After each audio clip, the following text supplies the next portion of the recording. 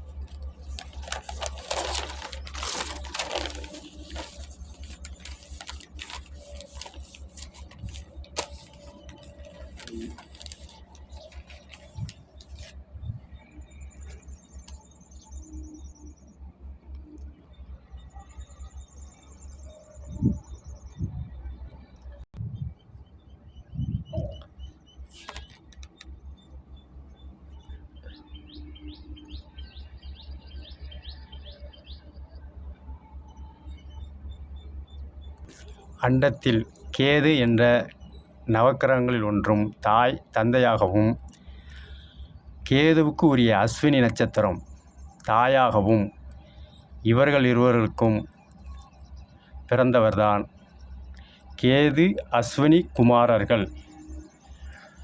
நாசாத்தியா தசரா என்ற இரட்டை பிள்ளைகள். மனித உடலும் குதிரை முகமும் கொண்டவர்கள். இந்த நாசாத்தியா தசராவிற்கு மூலம் பாண்டு மாந்திரிக்கு பிறந்த அதே இரட்டை பிள்ளைகள்தான் நகுலன் சகாதேவன். பாண்டுவின் முதல் மனைவி குந்திக்கு தர்மன், அர்ஜுனன், பீமன் என்ற 3 பிள்ளைகள். வளர்ப்பு தாய் பாண்டு மாந்திரிகனுக்கு வளர்ப்பு தாயாக கேது அஸ்வினி குமாரர்கள், அவர்களுடைய குழந்தையாகிய நாசத்யா தசரா, அவர்கள் மூலம் பெற்றவர்கள்தான் நகுலன் சகாதேவன் என்ற பஞ்ச பாண்டவர்கள். இந்த ஐவரும் பாண்டு, குந்தி, மாந்திரி வளர்ப்பு தாய் தந்தையர். அண்டத்தில் நாசத்யா தசரா இரட்டை பிள்ளைகள். அவர்களுக்கு பிறந்த இரட்டை பிள்ளைகள்தான் குந்தி தேவி, பாண்டு மாந்திரிக்குள்ள நகுலன் சகாதேவன். மூன்றாவது சுயங்காரம் மற்றும் தத்து எடுத்து வளர்க்கும் தாய் தந்தை. இராமாயணத்தில் தசரதன் கௌசல்யா வளர்ப்பு பிள்ளையாக பெற்ற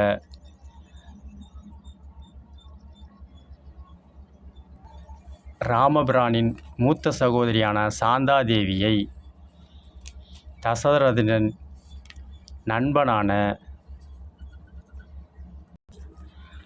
அங்க தேசத்தின் மன்னன் ரோமபாதவர் மற்றும் அவரது மனைவி வெர்சினி. அங்கதேசத்தின் மன்னர் ரோமபாதவர், அவரது மனைவி வெர்சினி என்ற பெயருடைய தம்பதிகளுக்கு ராமனின் அக்காவாகிய சாந்தாதேவியை தசரதனின் நண்பன் என்ற அடிப்படையில் தத்து கொடுத்து விட்டார்கள். இதனை சுயங்காரம், தத்தெடுத்து வளர்த்தல், வளர்ப்பு தாய் தந்தை. மேலும் ராமனின் சகோதரியான அக்கா சாந்தாதேவிக்கு இமாச்சல பிரதேசத்தில் சிருங்காரிசி என்ற கோயிலில் சாந்தாதேவி வழிபாடு நிகழ்கிறது. மீண்டும் அனுமன் தந்தை குரங்கு முகம், மனித உடல். மகர் தாய் பெண் முகம், மீன் உடல்.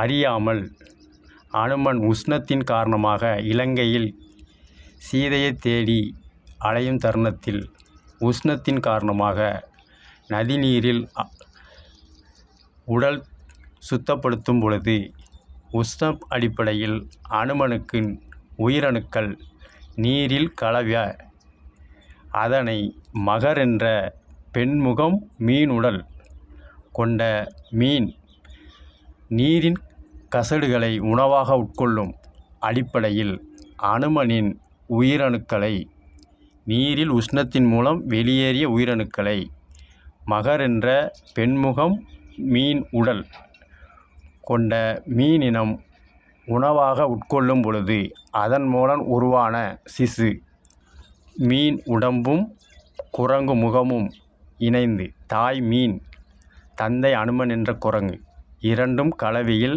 நீரின் தன்மையில் உயிரணுக்களை மீன் கசடு என்ற அடிப்படையில் உண்டதால் கருவுற்று அதன் மூலம் அனுமனுக்கும் மகர் என்ற மீன் என்ற மச்சக்கன்னிக்கும் அறியாமல் பிறந்த குழந்தை மீன் உடம்பும் குரங்கு முகமும் கொண்ட மகர்வாச்சா என்ற பெயருடைய ஆண்மகன். இவர் தசரதனின் மகன்களாகிய அகிராவணன், மகிராவணன் நீராட வரும்பொழுது மகர்வாச்சாவை கண்டு தத்தெடுத்து வளர்த்து பயிற்சி அளித்து இலங்கையில் பாதாள உலகத்தில் பாதுகாப்பு படை வீரனாக பாதுகாத்து பராமரித்து வளர்த்து வந்தனர். இந்த வகையில் அனுமனுக்கும் மகர் என்ற மீன் மச்சக்கன்னிக்கும் பிறந்த மகர்வாச்சா சுயங்கார தத்தெடுக்கும் ஆதரவற்ற வாரிசு. மகாபாரதத்தில் பருவத்தின் காரணமாக உஷ்ணம் அடிப்படையில் அக்கினி என்ற அடிப்படையில் சூரிய பகவானிடம் பருவம் அடைந்து பக்குவ நிலை அடைந்த குந்தி தேவி பார்வையால் வாயுத்தன்மையில் பெற்ற குழந்தை கர்ணன். இதுவும் ஆதரவற்ற குழந்தை என்ற பெயரில். இராமாயணத்தில் மகர்வாஜா ஆதரவற்ற குழந்தை பருவத்தின் காரணமாக நிகழ்ந்தது நீர்த்தன்மையில். மகாபாரதத்தில் குந்திக்கும் சூரிய பகவான் என்ற நெருப்புக்கும் வாயுத்தன்மையில் கலவி முறையில் வளர்ப்பு தந்தை பாண்டு குந்தி மகன் அல்லாமல் குந்திக்கு பருவத்திற்கு அறநெறிப்படி மாங்கல்ய தானம் செய்யும் முன் பெற்ற குழந்தை கர்ணன். இதனால் சமூகத்தின் அடிப்படையில் குளறுபடி ஏற்படும் என்று கர்ணனை நீரில் குந்தி தேவி விட்டுவிட்டாள். இந்த அடிப்படையில் கர்ணன் ஆதரவற்ற குழந்தை. அரசுக்கும் சமுதாயத்திற்கும் தெரியாமல் பேழையில் வஸ்திரம் மூலம் பொதிந்து சூரியன் குந்தி கர்ணன் புனைப்பெயர் தன்மையில் நதியில் இயற்கையை நம்பி கர்ணன் என்ற சிசுபாலன் நதியில் பயணம். முடிவில் தேரோட்டி கையில் கிடைக்க அவர் கர்ணன் என்ற பெயரில் ஆதரவற்றவர் என்ற பாதுகாப்பு பயிற்சி பராமரிப்பு தன்மை பெயரில் கர்ணன் என்று புதல்வனை வளர்த்து வந்தார். பருவம் வந்து ஆயுத பயிற்சி, தொழில் பயிற்சி, யுத்த பயிற்சி பெற்ற பின் யுத்த காலத்தில் தாய் தந்தை தெரியாதவன் என்று உதாசீனப்படுத்தும் சமுதாயத்திற்கு மத்தியில் துரியோதனன் கர்ணனை திறமை அடிப்படையில் மன்னனாக தத்தெடுத்து சூளுரைத்தார். இந்த அடிப்படையில் கர்ணன் ஆதரவற்ற சமுதாயம் அரசுக்கு ஒத்துழைப்பில் வளர்ந்தவன்.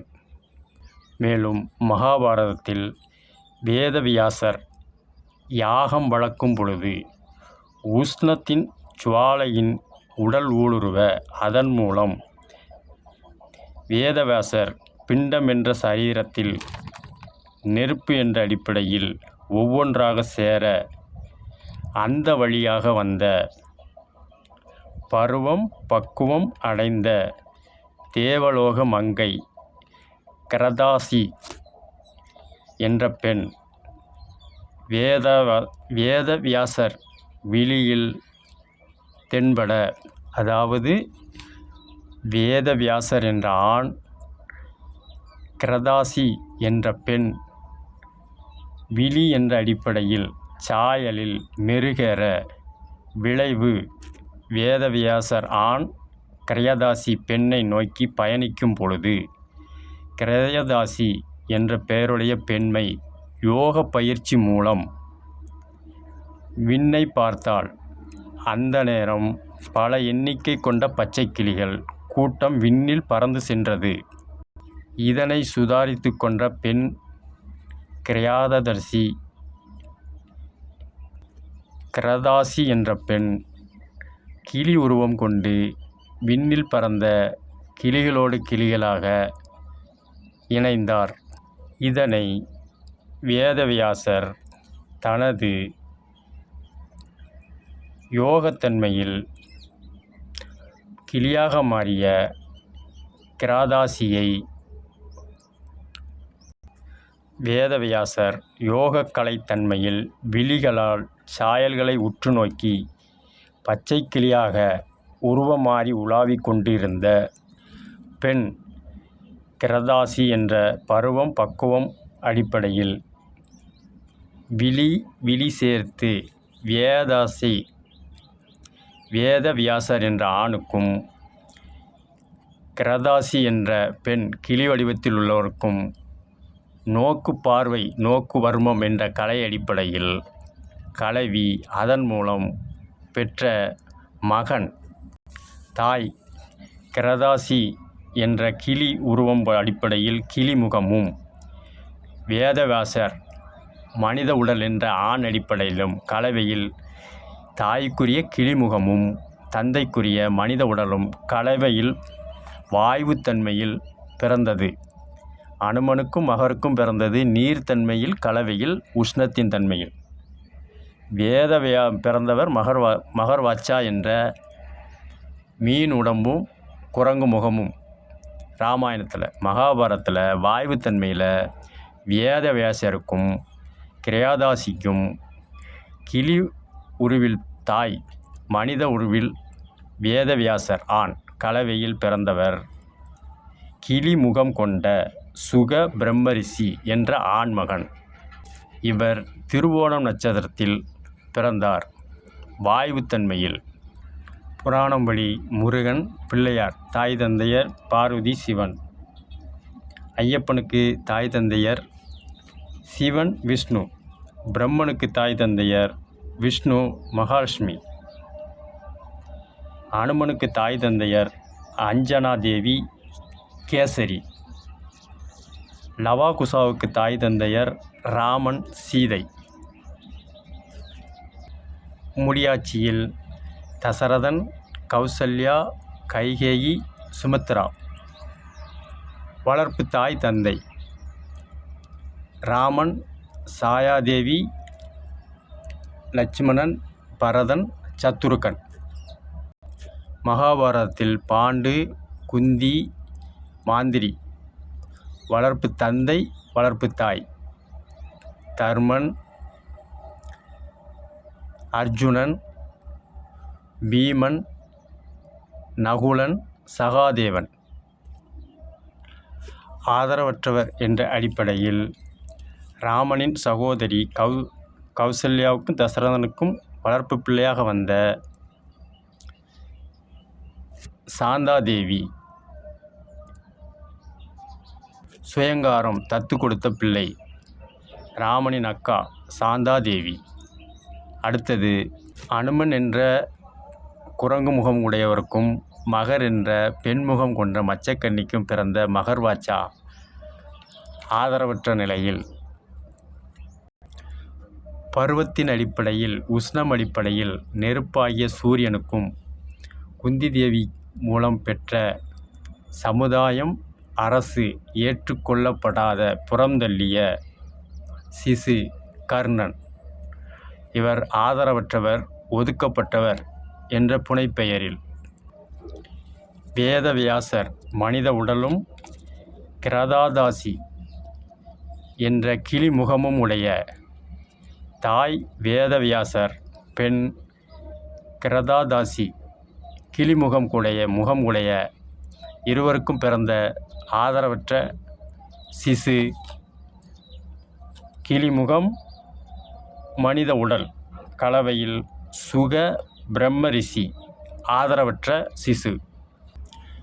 மேற்கூறிய சிவன் பார்வதி விஷ்ணு லட்சுமி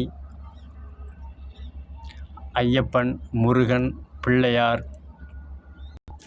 அனுமன் மகர் மச்சக்கன்னி மகர்வாச்சா வேதவியாசர் கிராதாசி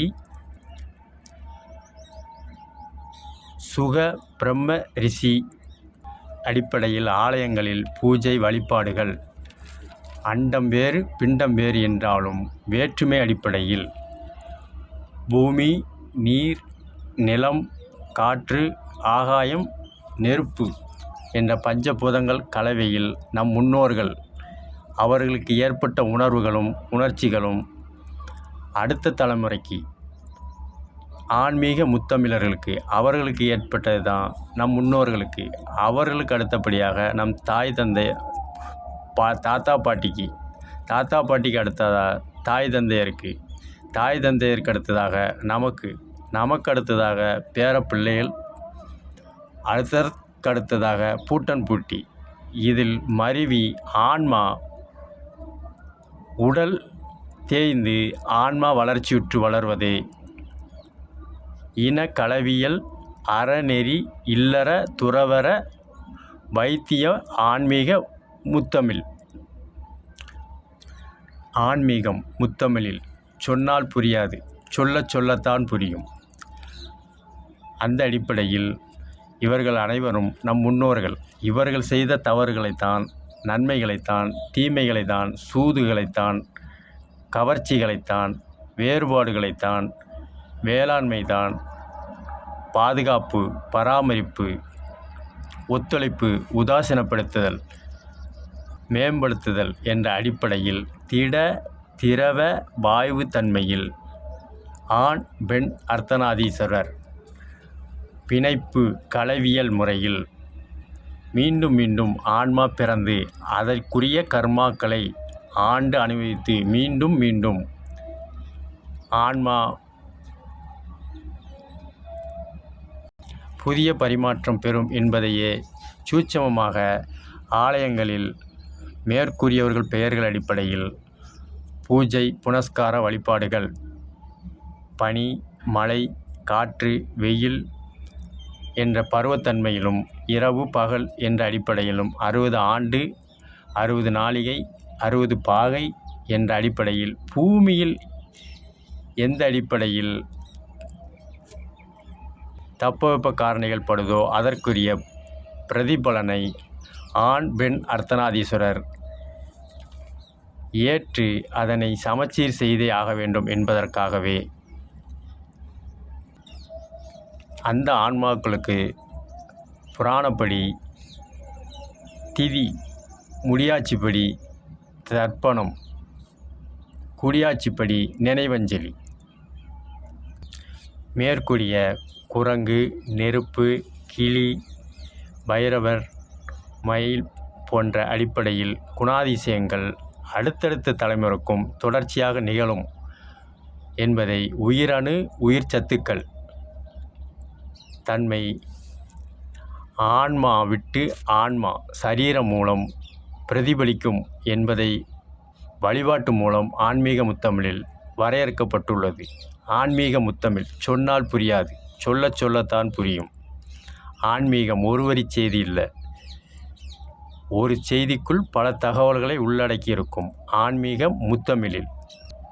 இதற்கு புராணமும் நம்பிக்கை வேணும், ஆன்மீகம் நம்பிக்கை வேணும், முத்தமிழ் மீதும் நம்பிக்கை வேணும். இவற்றில் நம்பிக்கை இல்லாதவர்களுக்கோ பிற மொழி கற்றவர்களுக்கோ புலப்படாது. எப்படி எனில், தாய் தந்தையர் விளைவு காலச்சக்கரத்தின் சுழற்சியில் மழை காற்று கோடை பனி பருவம் ஊந்துதலின் பெயரில் அறிந்தும் அறியாமலும் மறந்தும் மாறாமலும் ஆண் பெண் பெண்ணுக்கு ஆண் ஆணுக்கு ஆண் பெண்ணுக்கு பெண் அர்த்தநாதீஸ்வரர் இன பால் புணர்ச்சி தன்மையில் தொழில் சுற்றுலா கேளிகை விடுதி மலை என்று பொருளீட்டும் அடிப்படையில் ஒதுங்கும் போதும் பனி என்று நடுங்கும் போதும் கோடை என்ற உஷ்ணம் தலைக்கு ஏறும் போதும் காற்று என்ற ராகு கேது வெப்பக்காற்று அடிப்படையில் விழியோடு விழியும் பார்வையில் நோக்குவதாலும் கேது என்ற குளிர்காற்று தன்மையில் பேச்சு திறமையிலும் செவி வழி தகவல் கேட்கும் போதும் நறுமணம் என்ற புத்துணர்வு வாயுத்தன்மையில் நாசியில் தழுவும் போதும் கால பிணைப்பில் பருமம் வந்து பக்குவத்தன்மை பெற்று ஆண் பெண் அர்த்தநாதீஸ்வரர் அண்டத்தில் பிண்டம் சந்தர்ப்ப சூழ்நிலை அடிப்படையில் ஒருவருக்கு ஒருவர் சாதகமாகவோ ஒருவருக்கொருவர் பாதகமாகவோ இன கவன ஈர்ப்பு தன்மையில் பருவம் வந்தவர்களுக்கு மட்டும் அறநெறி வழியில் மற்றும் அறநெறி வழி அல்லாமலும் அதிகாரம் ஆதிக்கம் ஆளுமை மேலாண்மை கூட்டுப் பயிற்சி என்ற பெயரில் நிகழும் மறைமுகமாக செயல்களோ அல்லது அரசுக்கும் சமுதாயத்திற்கும் ஏற்றுக்கொள்ள முடியாத சந்தர்ப்ப சூழ்நிலை விதண்டாவாத பயிற்சி அடிப்படையிலும் தெரிந்தும் தெரியாமல் வீதிகளில் உலாவும் தவழும் சிசுக்கள் இவர்களுக்கு ஆதரவற்றவர்கள் என்ற பெயரில் அதே சமயம் ஆலயங்களில் உணவளித்து ஊக்கம் வளர்க்கும் ஆலயமாக அன்னச்சத்திரம் மற்றும் மடத்தில் உறைவிடமாக தங்க வைத்தனர் நம் ஆன்மீக முத்தமிழ் முன்னோர்கள். இதையத்தான் பெயர் மாற்றத்தில் முடியாட்சியில் பருவம் வந்து சந்தர்ப்ப சூழ்நிலை காரணமாக, அதாவது வறுமை என்ற புராணப்படி, வாழ்வாதாரம் என்ற குறைவு, அரசு பணிதான் வேண்டும், அதிக பொருள்தான் வேண்டும், கற்றவர்கள்தான் ஆண் பெண் என்ற அடிப்படையில் அர்த்தநாதீஸ்வரர் என்ற 3 பாலினத்திற்கும் புரியும்.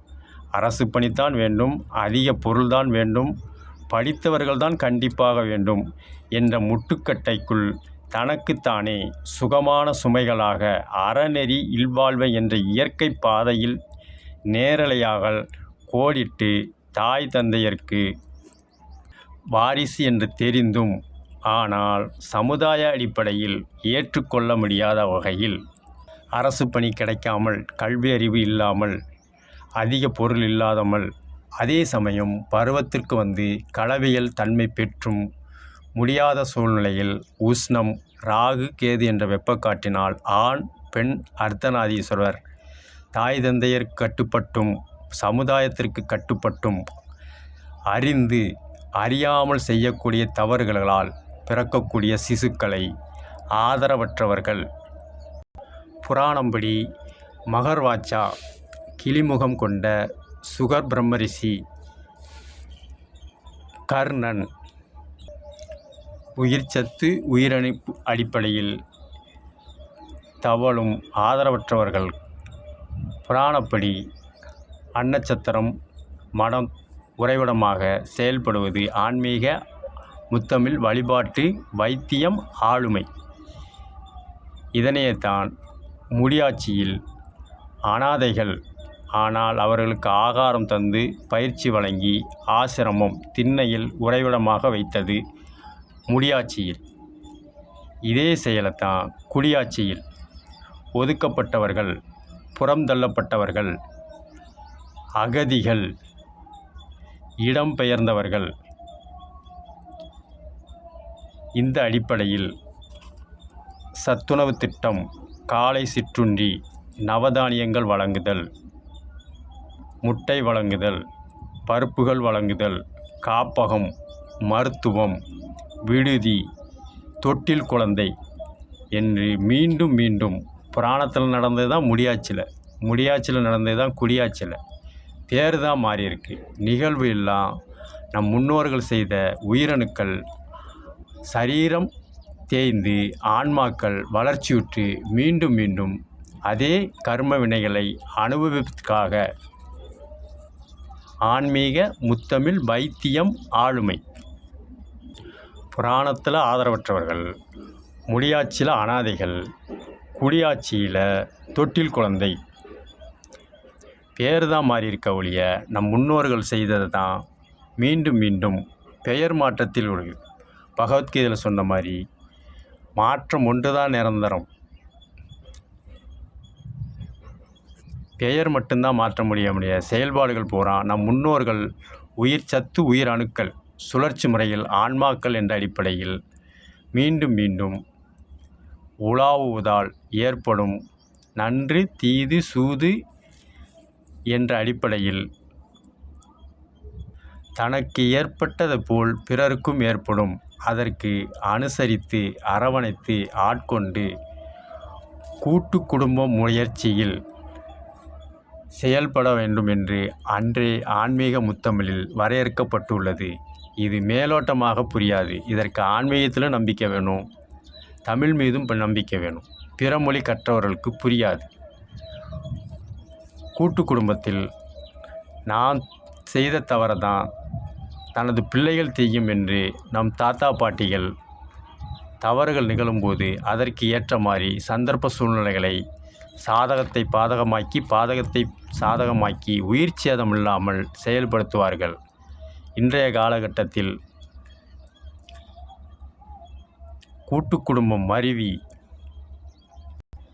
ஆணுக்கு பெண், பெண்ணுக்கு ஆண் சமம் என்ற கோஷம் மட்டும் உயர்ந்து, ஆனால் இல்லற வாழ்க்கை ஈடுபடாமல் தான் எனது என்று தனித்துவமாக செயல்படுவதால் இத்தகைய சிசுக்கள், ஆதரவற்றவர்கள், அனாதைகள், ஒதுக்கப்பட்டவர்கள் என்ற பெயரில் சில பகுத்தறிவு அடிப்படையில் ஐயப்பாடுகள் ஏற்படலாம். திரௌபதி ஒருத்திக்கு பஞ்சபாண்டவர்கள் எப்படி,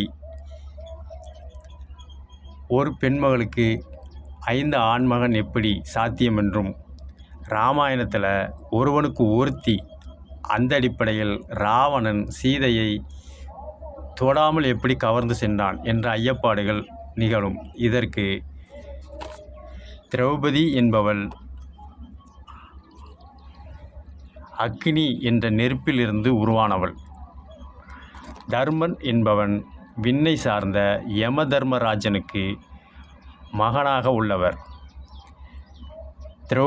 திரௌபதி என்பது நிலமகள் பூமாதேவியை பெண்ணுக்கு ஒப்பிடுவார்கள். இந்த அடிப்படையில் திரௌபதி நெருப்பு, பூமியை சார்ந்து வாழக்கூடிய பிற அண்டம், அதில் முதன்மையானது விண்ணில் உயர்வு, தாழ்வு, ஏழை, வசதி படைத்தவர், இருப்போர், இல்லாதவர் பாகுபாடாமல் அனைத்திற்கும் மரணம் என்ற சாஸ்திரம் எழுதும் யமதர்மன். இவர் அடிப்படையில் விண் சார்ந்து பிறந்த பிள்ளை தர்மர். பூமியில் வாழ நீர் தேவை. அந்த நீரை குடிக்கக்கூடியது இந்திரன். இந்திரனுக்கு மகனாக அர்ஜுனன் அவதாரம். அடுத்தது சுவாசத்திற்கு வாயு பகவான். வாயு பகவானுக்கு பிறந்தவர் தான் பீமன். நகுலன், சகாதேவன் இரட்டை பிள்ளைகள். ராகு என்ற வெப்பக்காற்று, குதிரை முகமும் மனித உடலும் இணைந்த தந்தை. ஆனால் வீரம், இந்த அடிப்படையில் குதிரையின் வேகம் அடிப்படையில் நகுலன் குதிரைகளை பராமரிக்கும் தொழில் கலையாகவும் திறமையாகவும் நகுலன் செயல்பட்டான். காரணம், முன்னோர்கள் மரபணுக்கள் இவர்களிடம். கேது, அஸ்வினி குமாரர்களுக்கு பிறந்தவர்கள்தான் நகுலன், சகாதேவன். இந்த அடிப்படையில் சகாதேவன் ரிக், யஜுர், சாம, அதர்வ வேதனங்கள் அடிப்படையில் கிரக நிலைகளை கணித்து வழிவகை செய்து அதற்குரிய செயல்பாட்டில் விவேகம் அடிப்படையில் செயல்படுபவர். நகுலன் வீரம் சார்ந்த குதிரை வேகம் அடிப்படையில் குதிரைகளை பராமரிப்பவன். சகாதேவன் வேதம் அடிப்படையில், விவேகம் அடிப்படையில், வீரம் விவேகம் கலந்த இரட்டை பிள்ளைகள். இவர்கள் ஐவரும் பஞ்சபூதங்கள் அடிப்படையில் பெண்மகள் என்ற திரௌபதியும், தர்மர், அர்ஜுனன், பீமன், நகுலன், சகாதேவன் என்ற பஞ்சபூதங்கள் கலவையில் அண்டத்தில் உள்ளது பிண்டத்தில், வேற்றுமையில் ஒற்றுமை. பிண்டத்தில் நிலம், விண், நீர், காற்று, நெருப்பு, இந்த பஞ்சபூதங்கள் இல்லாமல் எந்த ஜீவராசிகளும் உயிர் வாழ முடியாது. ஒன்றைக்கொன்று கலந்து உரையாடல்தான், களவியல் முறையில்தான் தேகம், ஆன்மா, சரீரம் இணைப்பில் உயிர் வாழ்கிறது. அண்டத்தில் திரௌபதி, தர்மன், அர்ஜுனன், பீமன், நகுலன், சகாதேவன். அண்டம் வேறு பிண்டம் வேறு என்றாலும் வேற்றுமையில் ஒற்றுமை. இது மகாபாரதம். அடுத்தது இராமாயணம். மேலும் சூரியன் என்பது ஒருவித நெருப்பு. அதிலிருந்து பிறந்தவன் தான் கர்ணன். இந்த கர்ணன் என்பவன் தர்மர், அர்ஜுனன், பீமன், நகுலன், சகாதேவனுக்கு மூத்தவன். ஆனால் சமுதாயம் ஏற்றுக்கொள்ள முடியாத வகையில் உணர்ச்சிகளை கட்டுப்படுத்த முடியாத சந்தர்ப்ப சூழ்நிலை பாதகமாக இருந்த காரணத்தினால் வெப்பத்தின் அடிப்படையில் பிறந்தவர் கர்ணன். இது மெஞ்ஞானப்படி பார்த்தால் சூரியனிலிருந்து பிரிந்ததுதான் பிற கோள்கள். இந்த அடிப்படையில் கர்ணன் என்பவன் பாண்டவர்களில் தனித்து நின்றான். நெருப்பு என்பதும் பிற பஞ்சபூதங்களிலிருந்து தனித்து நிற்கும். அண்டத்தில் உள்ளது பிண்டத்தில். இந்த அடிப்படையில் ஒருவனுக்கு ஒருத்தி என்ற கோட்பாடு இராமாயணத்தில். ஒருத்திக்கு பஞ்சபூதங்கள் 5 என்ற அடிப்படையிலும் நெருப்பு தனிமை என்ற கர்ணன் என்ற தனிமை, பிறருக்கு திரௌபதி என்ற பூமகள் என்ற பூமாதேவி. இந்த அடிப்படையில் அண்டம் வேறு பிண்டம் வேறு என்றாலும் வேற்றுமையில் ஒற்றுமையில் களவியல் முறை. ராமகாவியத்தில் ராவணன் என்பவன் மாயக்கலைகளை பெற்றவன். இந்த அடிப்படையில் மாய வேடம் பூண்டு பறக்கும் ரதத்தை தன் கையில் கதையாகவும்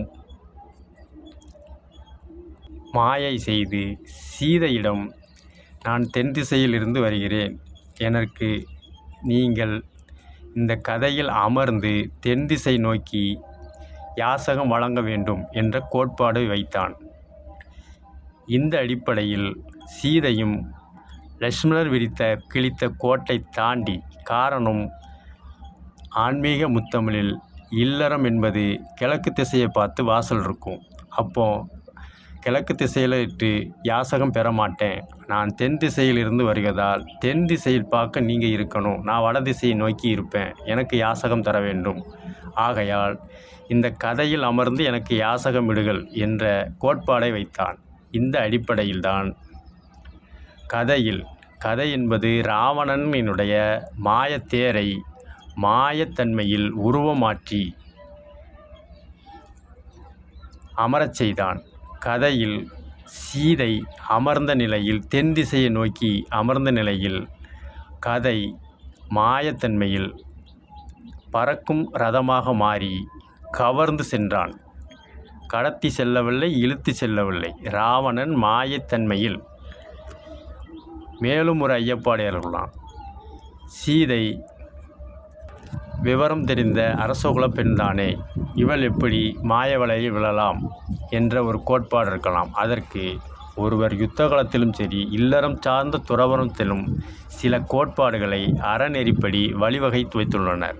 அது எப்படி என்பதில் ஆன்மீக முத்தமிழனின் போர் அடிப்படை கோட்பாடுகள்: 1. சூரிய அஸ்தமனத்திற்கு பின்னர் ஆயுதம் பிரயோகம் கூடாது. 2. ஆயுதம் நழுவ விட்டவனை தாக்கக்கூடாது. 3. சரணடைந்தவனை தாக்கக்கூடாது. 4. புறமுதுகு காட்டி ஓடுபவனை தாக்கக்கூடாது. 5. பெண்கள், சிசுக்கள், பசுக்கள், சாதுக்கள் போன்றவர்களை போரின் போது துன்புறுத்த அனுமதிக்கக்கூடாது என்ற 5 கோட்பாடுகளை தர்ம அறநெறி அடிப்படையில் பின்பற்றப்படுகிறது. அன்றும் இன்றும் என்றும். இது பலம் பலகீனம் என்ற ஒரு சார்ந்தவர்க்கு சாதகமாகவும், பலகீனம் பலம் என்று எதிரிக்கு பாதகமாகவும் நயவஞ்சக சூழ்ச்சி முறையில்தான் தமிழர்களை வீழ்த்தப்படுகின்றனர். புராணத்தில் சீதையை இராவணன் கவர்ந்து சென்றது, கடத்தி செல்லவில்லை. கவர்ந்து என்றால் எங்கோ இருக்கும் ஒரு பொருளை காந்தம் என்ற ஈர்ப்பு பொருள், இரும்பு என்ற இருப்பு பொருள் அருகாமையில் நெருங்கும் தன்மையில் ஈர்த்து செல்லும். இந்த அடிப்படையில் புராணத்திலும் முடியாட்சியில் கிழக்கிந்திய கம்பெனிகள் வீரத்தால் அல்ல, விவேகத்தால் அல்ல, மோசடி, ஏமாற்றம், வேஷம், கபடதாரி போன்ற நயவஞ்சக குளறுபடியான மூளை செலவை செய்து ஆன்மீக முத்தமிழர் அடிமைப்படுத்தினர். காரணம், இந்த 5 வகையான கோட்பாடுகளை புராணப்படி முடியாட்சியிலும், முடியாட்சிப்படி குடியாட்சியிலும் தொடர்ந்து செயல்பட்டு வருகிறது.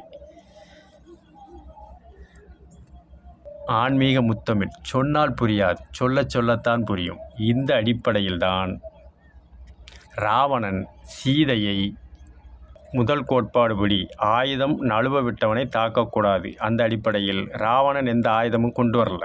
2வது கோட்பாடு, சூரிய அஸ்தமனத்திற்கு பின் ஆயுதம் பிரவேசிக்கக்கூடாது. இவன் சூரிய அஸ்தமனத்திற்கு முன்னரே வந்துட்டான். 3வது, சரண் அடைந்தவனை தாக்கக்கூடாது. அவன் கோடு தாண்டிவான்னு விதி அதிகாரம் ஆவணம் செய்யலை, மாறாக சரணடைந்தான். 3வது கோட்பாடுபடி தென் திசையை பார்க்க கதையில் அமர்ந்து யாசகமிடம் என்று சரணாகதி அடைந்தான் சீதையிடம். 4வது, புறமுதுகை காட்டி ஓடினவன், அதாவது ராவணன் என்ற தன்மையை காட்டாமல் மாறு வேஷத்தில் புறமுதுகு காட்டி ஓடினான். இந்த அடிப்படையில் ராவணன் என்று அறியாமல், காரணம் சீதை மனித வடிவில்தான் வந்தாள், லட்சுமியாக வரலை. காரணம், மனித வடிவில்தான் வந்தவர்தான் ராவணன் என்ற எண்ணை கொல்ல வேண்டும்.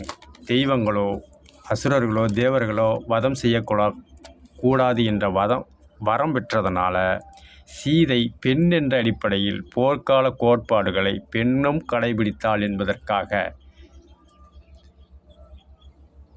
சீதை ராவனிடம் 5வது கோட்பாடு அடிப்படையிலும் பெண்கள், சிசுக்கள், பசுக்கள், சாதுக்கள், ராவணனாக வரல, சாதுக்களாக தான் வந்தான், யாசகம் கேட்டு வந்தான். அப்படி வரும்போது அவர்களை துன்புறுத்த அனுமதிக்கக்கூடாது என்ற ஆன்மீக முத்தமிழ் போர்க்கால கோட்பாடு. இந்த அடிப்படையில்தான் கதையில் அமர்ந்த செய்தி மாய வலையில் அடிப்படையில் கதை பறக்கும் ரதமாக சீதை அமர்ந்தவுடன் கவர்ந்து சென்றான். தொட்டோ, தோள் மீது தூக்கியோ, அபகரித்தோ, கட்டாயமாகவோ இழுத்துச் செல்லவில்லை, கவர்ந்து சென்றான். இது வால்மீகி எழுதின இராமாயணத்தில் உண்டு. வால்மீகி இராமாயணத்தில் தான் ராவணன் சீதையை கவர்ந்து சென்றான் என்று தான் எழுதியிருப்பாங்க. கடத்தி சென்றார், கட்டாயமாக இழுத்தார் என்று. கடத்தி செல்வதற்கும் கட்டாயமாக இழுத்துச் செல்வதற்கும் கவர்ந்து செல்வதற்கும் பொருள் வேறுபடும். கவர்ந்து என்றால் தொடாமல் ஒன்று கொண்டு இயற்கை அடிப்படையில் வாயுத்தன்மையில் இழுத்து செல்லப்படுவது. கவர்ந்துன்னா இழுத்து இல்லை, கையால் இல்லை, வாயுத்தன்மையில். ராவணன் மறுபண அடிப்படையில்தான் கிழக்கிந்திய கம்பெனிகள் வீரத்தால் அல்ல, விவேகத்தால் அல்ல, மோசடி, ஏமாற்றம், வேஷம், நயவஞ்சகம் என்ற அடிப்படையில்தான் கிழக்கிந்திய கம்பெனிகள் ஆதிக்கம் செலுத்தினது. புராணத்தில் நடந்தது தான் முடியாட்சியில் நடந்தது தான் குடியாட்சியில் அறநெறி வழி அடிப்படையில் போர்க்கால அடிப்படையில் கடைபிடிக்காமல் அதிகாரம், ஆதிக்கம், ஆளுமை, மேலாண்மை என்ற கூற்றுப்பயிற்சியில் சில களவியல் முறையில் இன்னல்கள், இடர்பாடுகளை நிகழ்த்துகின்றனர். இதனையே புராணம்படி வைத்தியம், ஆளுமை, பண்பாடு அடிப்படையில் சுதந்திரம், போராட்டம் என்று நம் பாட்டனார்கள், மூதாதையர்கள் கடைபிடித்தனர்.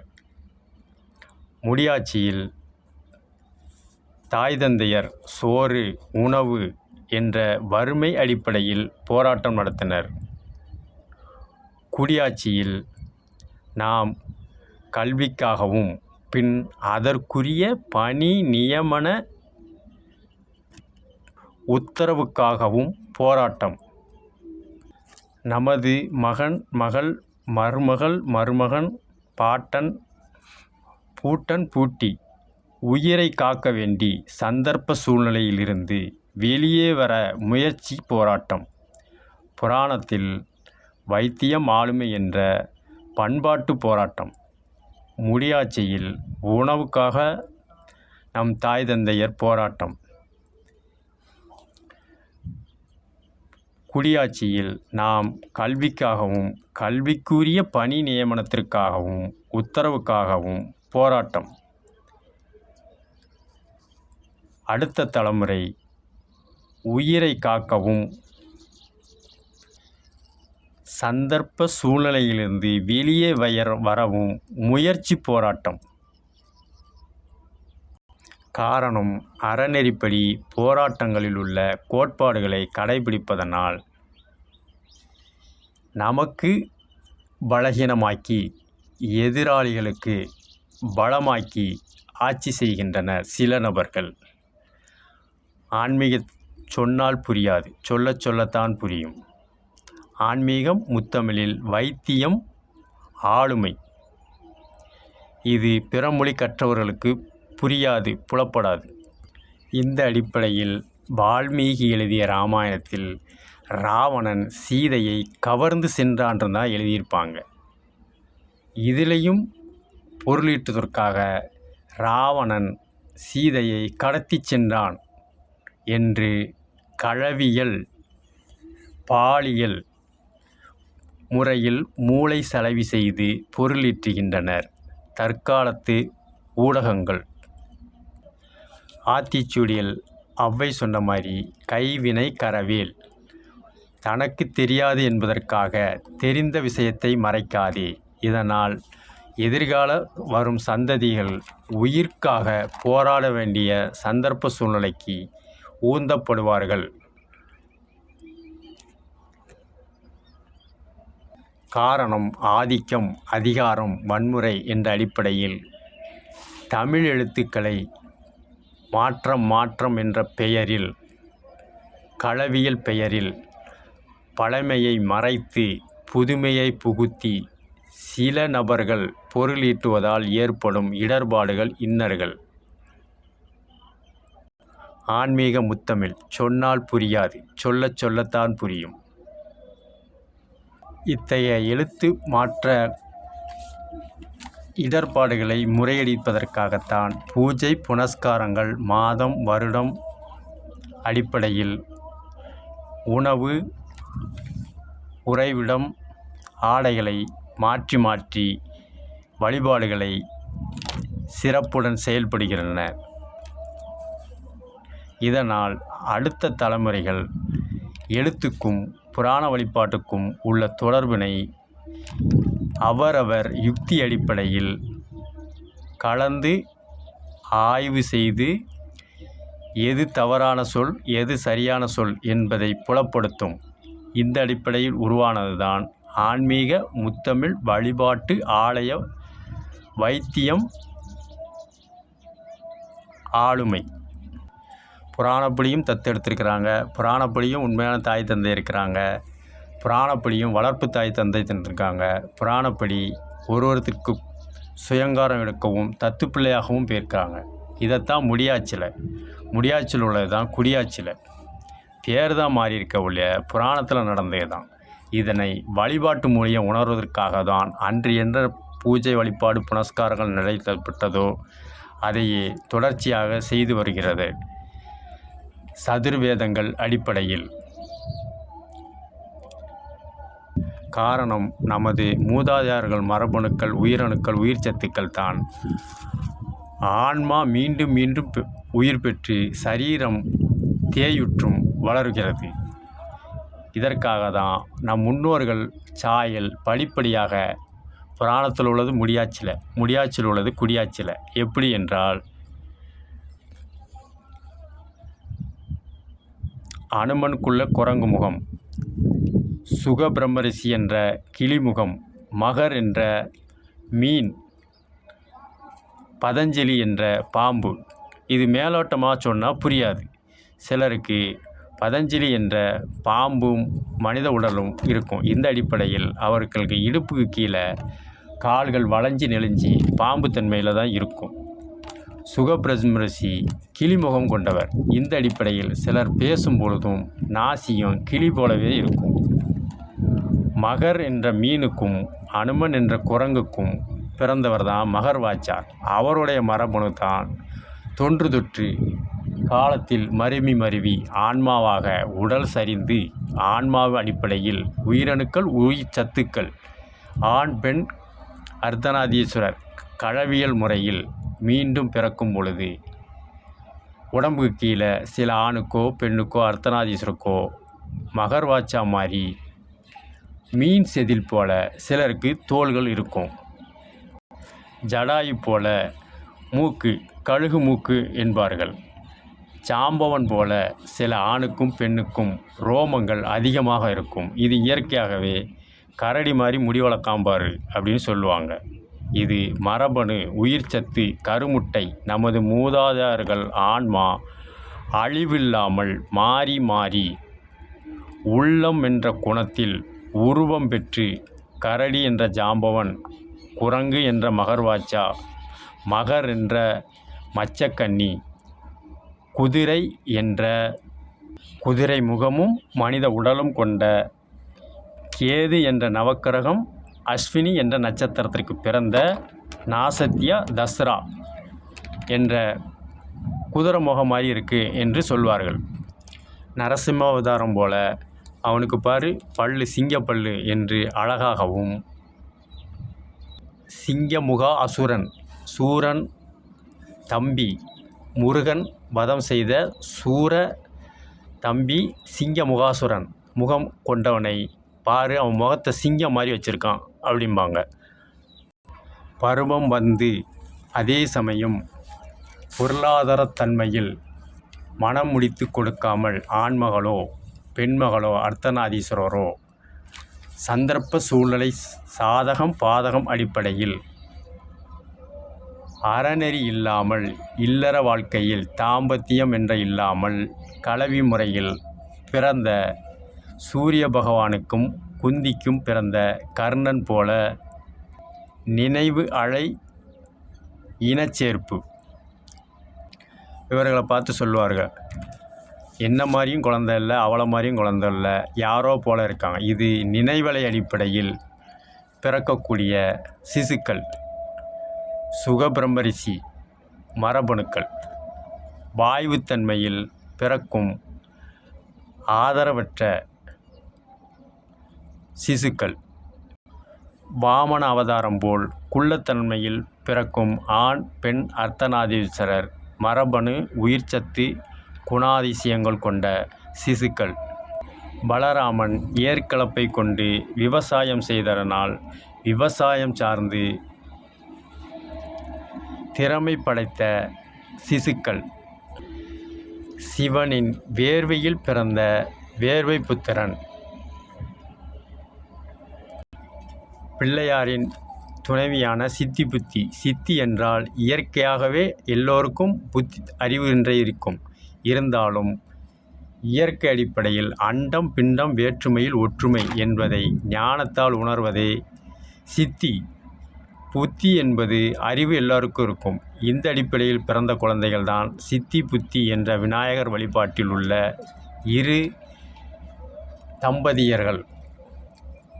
விநாயகருக்கு சித்தி புத்தி என்ற இரு மனைவியர்கள். இந்த அடிப்படையில் தான் முதல் கடவுளான பிள்ளையார் என்ற அடிப்படையில் அவதாரத்தின் மரபணுக்கள் முடியாச்சிலும் சரி குடியாச்சிலும் சரி பிறக்கும்போது ஒரு குழந்தைகள் புத்தி என்ற அடிப்படையில் அறிவு இருக்கத்தான் செய்யும். காலப்போக்கில் யார் எதை சொல்கிறாங்க, அது இயற்கைக்கு ஒத்துப்போதா இயற்கைக்கு ஒத்துப்போலையா என்ற மெஞ்ஞானம், இதைத்தான் சித்தி பெறுதல் என்பாங்க. இந்த மறுபணப்பில் பெறக்கூடியது தான் பிள்ளையாருக்குடைய சித்தி புத்தி விநாயகர் என்ற மரபணு புத்திரர்கள் புத்திரிகள். கண்ணன் பிரானுக்கு இல்லறம் துறவரம் நாட்டுடைமை தன்மையில் பாமா ருக்மணி என்ற இரு துணைவியர்.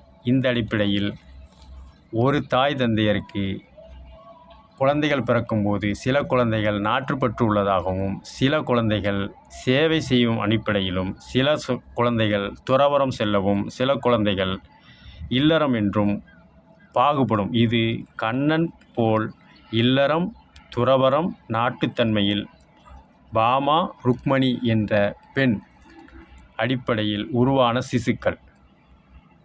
சிவனுக்கு சிரசில் கங்காதேவி. இது நாடு செழிக்க, அதாவது நாம் வாழறது பூமியில் என்ன தேவையோ அந்த அடிப்படையில் தான் ஆன்மீக முத்தமிழர்கள் வரையறுக்கப்பட்டு சில கோட்பாடுகளை செயல்பட்டு நாம் வாழ்கிறது பூமியில். அதில் சந்திரனோட கதிர்வீச்சு, செவ்வாயோட கதிர்வீச்சு, சனியோட கதிர்வீச்சு, வியாழன் கதிர்வீச்சு, வெள்ளி கதிர்வீச்சு எந்த அடிப்படையில், எந்த ஆண்டு, எந்த மாதம், எந்த பருவத்தில் நிகழ்கிறதோ அதற்கு அடிப்படையில் வாழ வேண்டும் என்பதை கணிக்கப்பட்டது தான். நீரின்றி அமையாது உலகு. இந்த அடிப்படையில் தான் பூமிக்கு நீர் தேவை. இந்த அடிப்படையில் தான் நெற்றியில் நெருப்பும், சிரசில் நீரும், உடம்பில் சரிபாதி பெண்மைக்கும் கொடுத்தது. இதனால தான் அர்த்தநாதீஸ்வரர் கோயிலை கூட தமிழ் பேரில் வச்சுருப்பாங்க. திருச்செங்கோடு. திருனா உயர்வான, செங்கோடுனா சிகப்பு குருதியான கோடு. திருச்செங்கோடு என்ற ஆலய வழிபாட்டுக்கு உடம்பையே ஆணும் பெண் சமம்.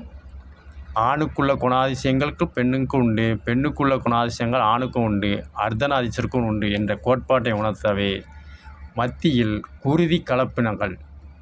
இந்த அடிப்படையில் ஆண் பெண் கலப்பினங்கள் மத்தியில் உள்ள குருதி இணைப்பு.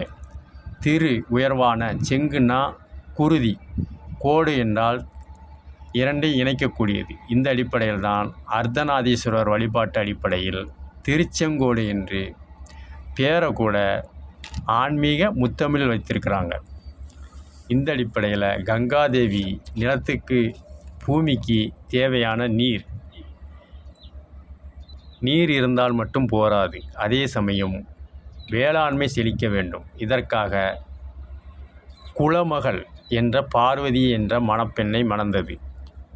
வீரத்திற்கும் காடுகள் வளமை, செழுமை, பாதுகாப்பு, பராமரிப்பு, உணவு என்ற அடிப்படையில் கொடுப்பதற்காக நீரும் நிலமும் சேரணும்.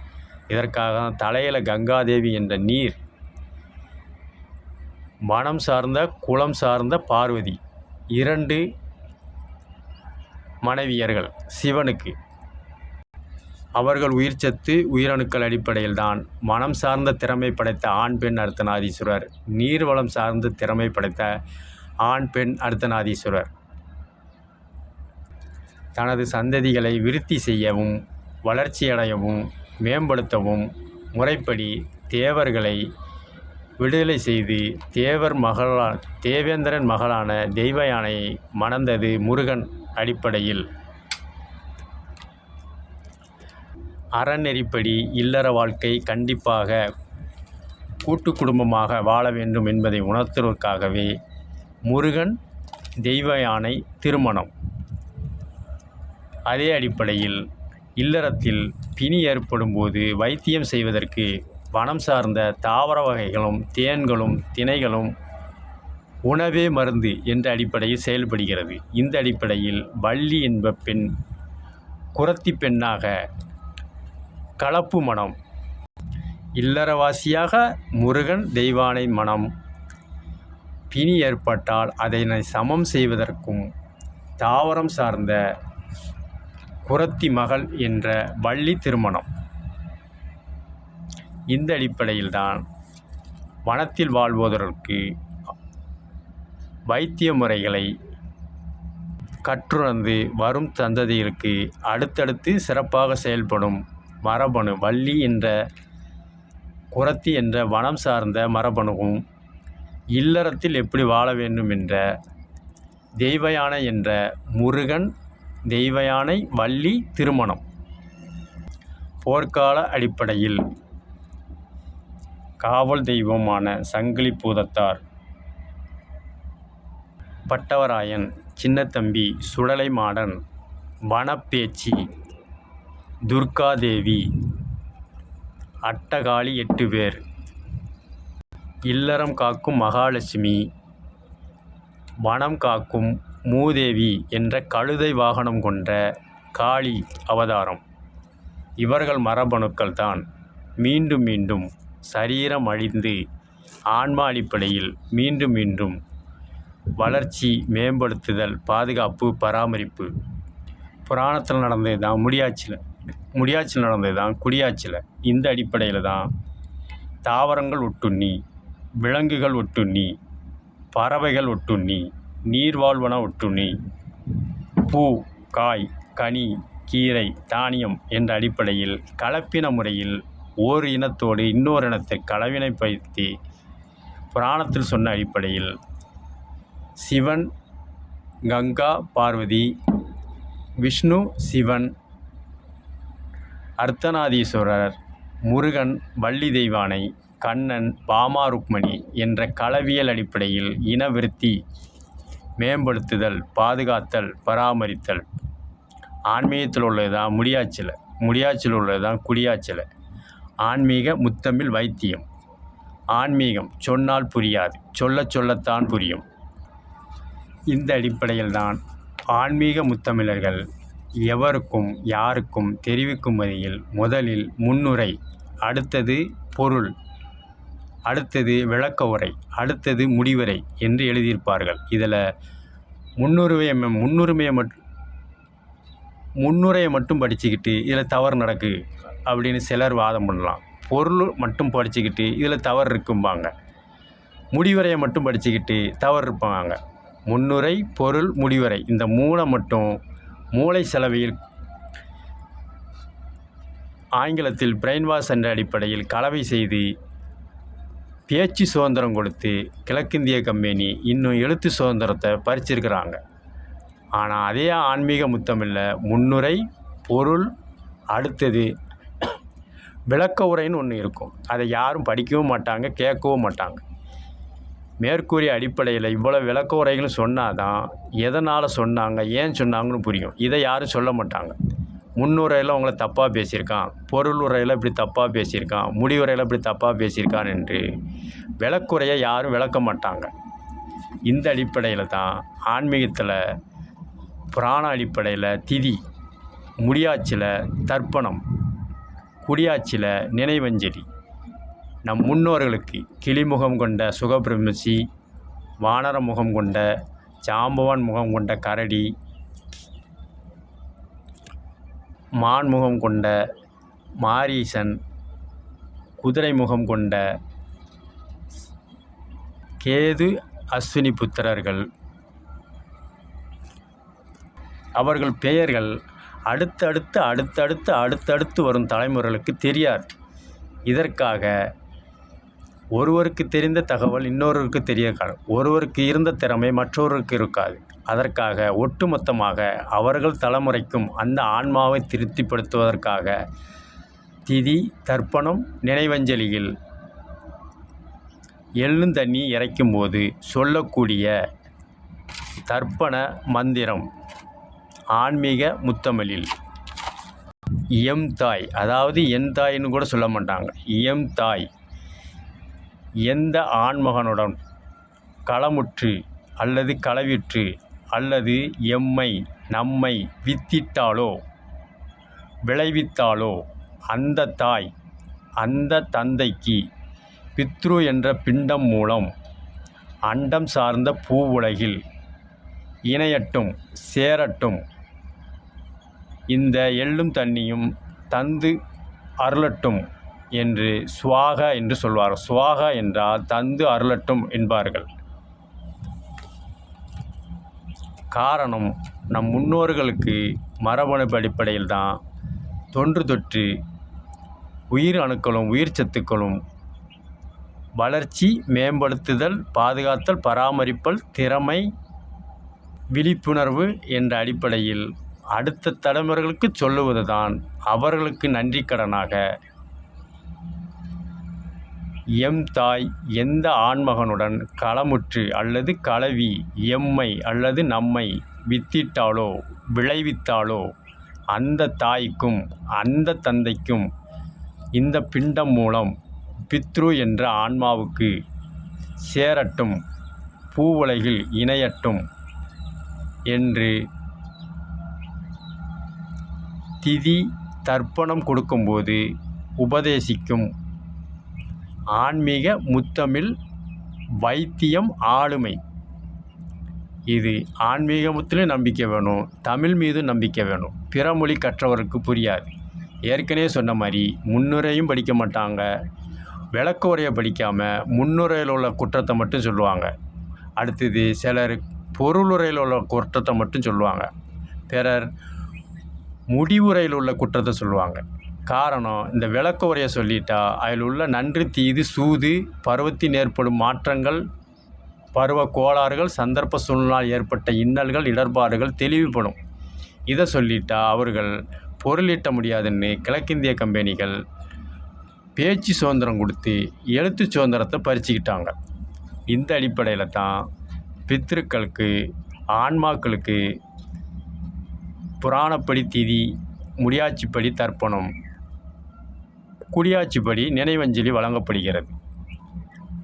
அவர்கள் சொல்லும் வர்க்கம், இதை பித்ரு வர்க்கம் என்பார்கள். எல்லாருக்கும் எல்லா பேரும் தெரியாது. சிலர் பருவத்தின் காரணமாக தொட்டில் குழந்தைகளாக வளரலாம், சிலர் வளர்ப்பு பிள்ளைகளாக வளரலாம்.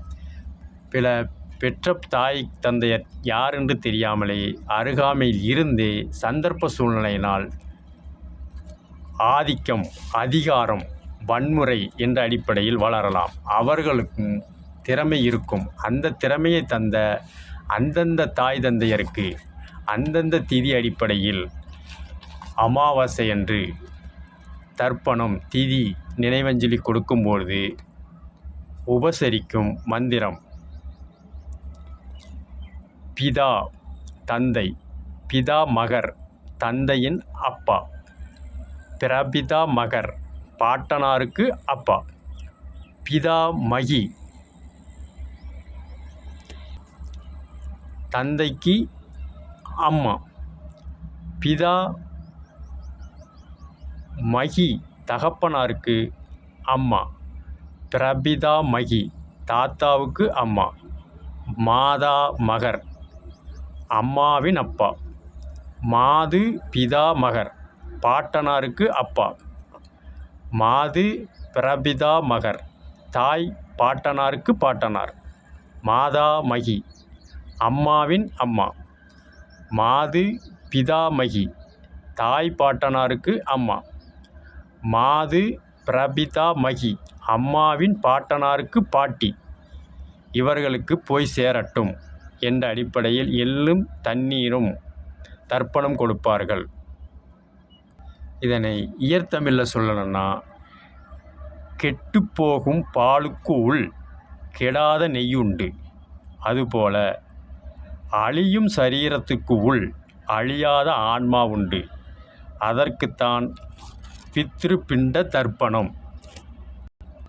மேலும் கரு சனிக்கும் பொழுதோ குழந்தை பெற்ற பொழுதோ அந்த முகச்சாயல், திறமைகள், நடைமுறைகள், பாவனைகளை கொண்டு உன்னை யார் சகுனத்தில் உன்னை பெற்றனோ, என்ன மாதிரியே நீ இல்லையே, எவனையோ மாறி இருக்குன்னு தாய் தந்தையரை, பிள்ளைகளை தூற்றுவது உண்டு. காரணம், மேற்கூறிய கிளிமுகம், குதிரை முகம், பாம்பு முகம், குரங்கு முகம்,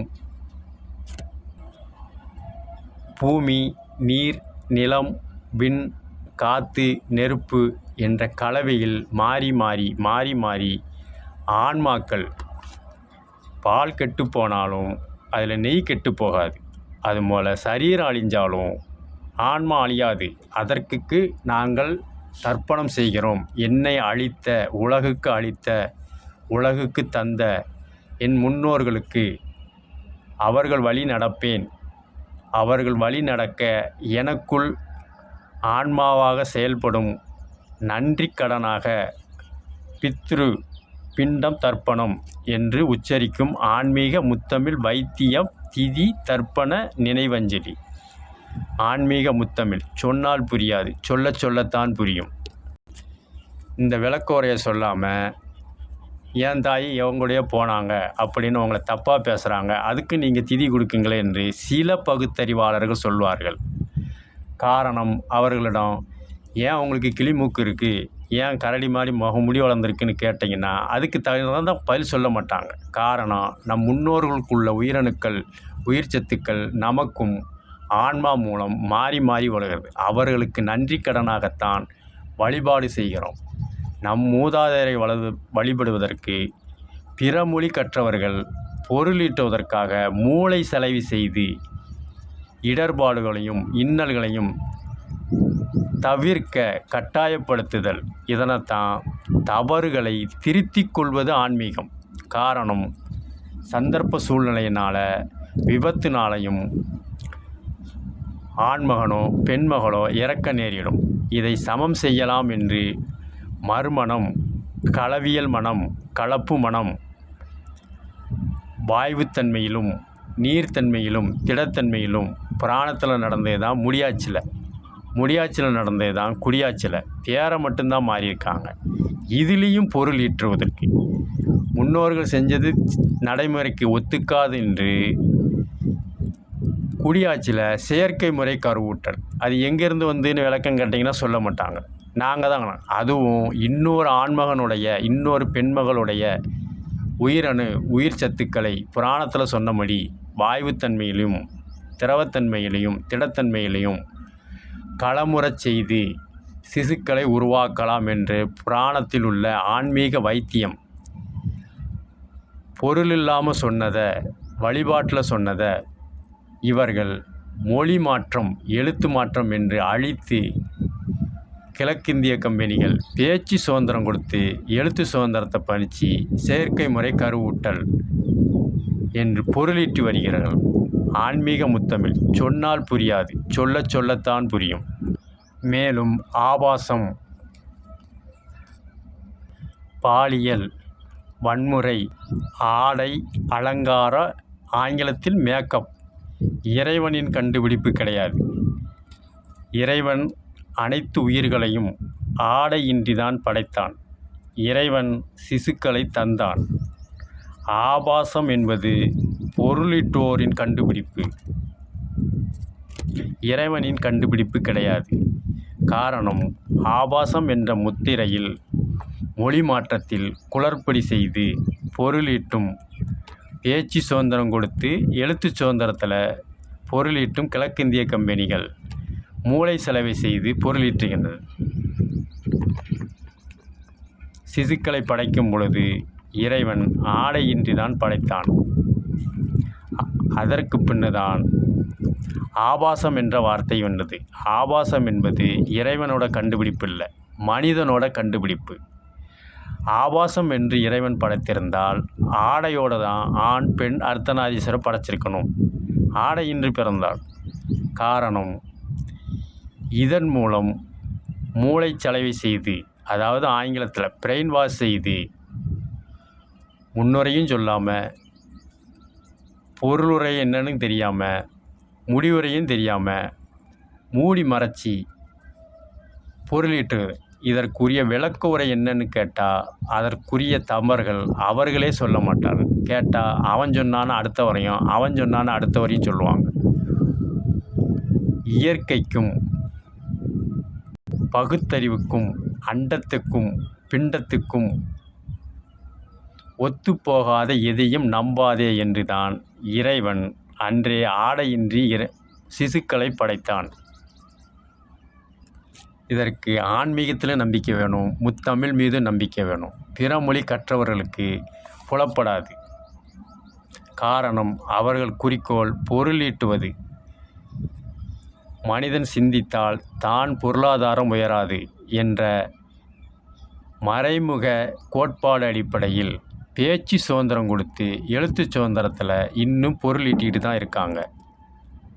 இந்த பொருளீட்டும் பழக்கத்தை முறியடிக்கவே ஆன்மீகத்திலும் நம்பிக்கை உள்ள, தமிழிலும் நம்பிக்கை உள்ள, இயற்கை மீது நம்பிக்கை உள்ள, அண்டத்தில் உள்ளது பிண்டத்திலும் வேற்றுமையில் ஒற்றுமை என்ற நம்பிக்கையில் அவரவருக்கு அனுபவ ரீதியாக பாடசாலையில் சொல்ல மாட்டாங்க, ஆரம்ப கல்வியில் சொல்ல மாட்டாங்க, பல்கலைக்கழகத்தில் சொல்ல மாட்டாங்க, கல்லூரியில் சொல்ல முடியாங்க. ஆனால் இல்லறம் என்ற அறநெறிப்படி கூட்டு குடும்பம் செய்வோர்களுக்கு மட்டும் புரியும். ஆணுக்கு பெண் நிகர், பெண்ணுக்கு ஆண் நிகர் என்று உதாசீனப்படுத்தி பொருளீட்டுவோர்களுக்கு புரியாது. இல்லறம் என்ற குடும்பத்துக்குள் இணைய மறுப்பவர்களுக்கு புரியாது. குடும்பம் என்ற இல்லறத்துக்குள் இணைந்து கூட்டு குடும்பம் செய்பவர்களுக்கு மட்டும் புரியும்.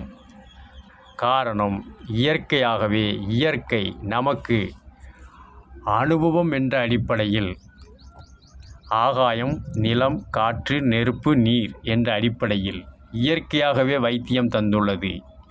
இறைவன் என்ற அடிப்படையில் இதை அன்று முதல் இன்று வரை என்றுமே பிறரால் களவாட முடியவில்லை, நயவஞ்சகம் செய்ய முடியவில்லை. இவை அனைத்தும் இல்லறத்தில் மட்டுமே நிகழும், அதுவும் கூட்டு குடும்பத்தில். அப்பேற்பட்ட இறைவனின் அரிய பகுத்தறிவு, அண்டம் சார்ந்த பிண்டம், வேற்றுமையில் ஒற்றுமை, வைத்தியம், அன்பு விலைக்கு வாங்க முடியாது, சிரிப்பு விலைக்கு வாங்க முடியாது, நல்ல தூக்கம் விலைக்கு வாங்க முடியாது, தேகத்துக்கு ஏற்ற நடைப்பயிற்சி, ஓட்டப்பயிற்சி கிடையாது, இது விலைக்கு வாங்க முடியாது. இயற்கையான உணவு, இதை விலைக்கு வாங்க முடியாது. உண்ணாவிரதம், இதையும் விலைக்கு வாங்க முடியாது.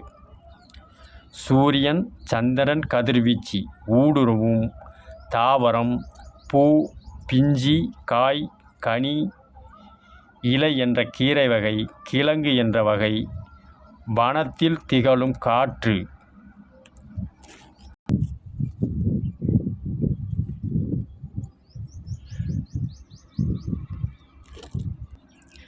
இயற்கையாகவே இயற்கை மூலம் இறைவன் கொடுத்த விலையில்லா மருத்துவம். அன்பு, சிரிப்பு, நல்ல தூக்கம், தேக நடைப்பயிற்சி, இயற்கை உணவு, உண்ணாவிரதம், சூரியன் சந்திரன் கதிர்வீச்சு பட்ட காய், கனி, பூ, பிஞ்சி, நன்றி மறவாமை, தவறை மன்னிக்கும் உள்ளம், தியானம், ஆன்மா மட்டுமே தொடர்ச்சியாக சங்கிலி பிணைப்பில் மருந்தில்லா மருந்தாக, விலையில்லா மருந்தாக, அண்டம் சார்ந்த பிண்டம், இயற்கை அடிப்படையில் இறைவன் தந்த மருத்துவம்.